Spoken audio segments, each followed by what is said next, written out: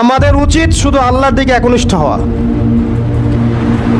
দুনিয়াকে ভালো না বাসা, কিচ্ছু না দুনিয়াটা। আমার চেয়ে ভালো আপনারা এটা জানেন না, কিচ্ছু না দুনিয়াটা, মানে মুহূর্তে ডিজাস্টার হয়ে যেতে পারে।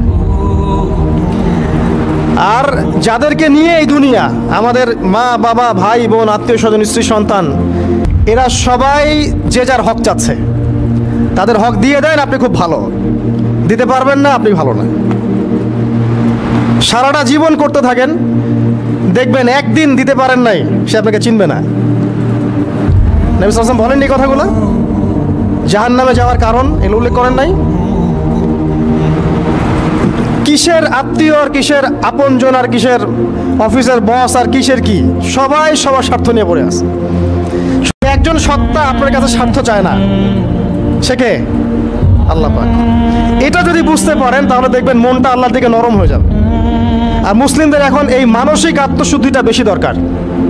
আমরা কেন যেন অস্থির জাতি হয়ে গেছি এখন, একটা মানসিকভাবে শান্তি নেই আমাদের মধ্যে।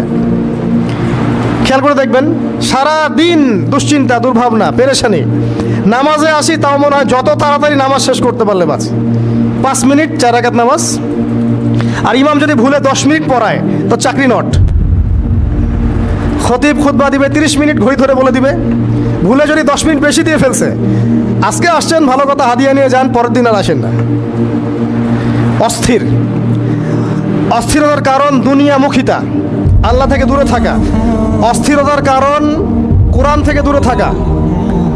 অস্থিরতার কারণ নিয়মিত সুন্নাহর উপর আমল না করা, ডেইলি জিকির আজগারগুলো না করা, ডেইলি কোরআন তেলাওয়াত না করা, হাদিস অনুবাদ সহ না পড়া, দিনের জ্ঞান চর্চা না করা, দিনী হালাকাগুলোর মধ্যে না বসা। অস্থিরতার অনেক কারণ, টাকা পয়সার পিছনে ছোটা, বাড়ি গাড়ি স্ট্যাটাসের পিছনে ছোটা, এবং এই লোভ, এই লালসা আপনাকে স্থির থাকতে দিবে না। অস্থিরতার কারণ এই যে আমরা বলি মেটেরিয়ালিজম, আমরা বলি বস্তুবাদিতা, এগুলো অস্থিরতার কারণ। এগুলো কখনো আপনাকে স্বস্তি দিবে না। আপনি যত দৌড়াবেন দুনিয়ার পেছনে, দুনিয়া আপনার থেকে তত পালাতে থাকবে।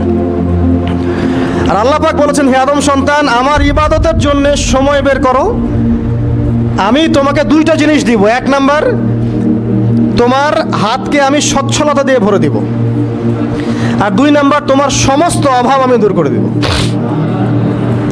যে ব্যক্তি আল্লাহর জন্য সময় দেয়, আল্লাহর জন্য বাঁচে, আল্লাহর জন্য মরে, সব কাজ আল্লাহর সন্তুষ্টির জন্য করে, দেখবেন ও মনের মধ্যে শান্তি আছে।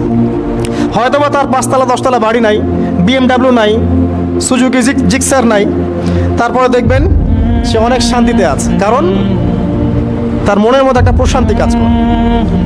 আর যে ব্যক্তির মধ্যে দেখবেন আল্লাহর কনসিয়াসনেস নাই, ইবাদত নাই, কোরআন সুন্নাহ এগুলো কিচ্ছু নাই, দুনিয়ার সব আছে, দেখবেন ব্যাংক ব্যালেন্স, টাকা পয়সা, মনে শান্তি নাই।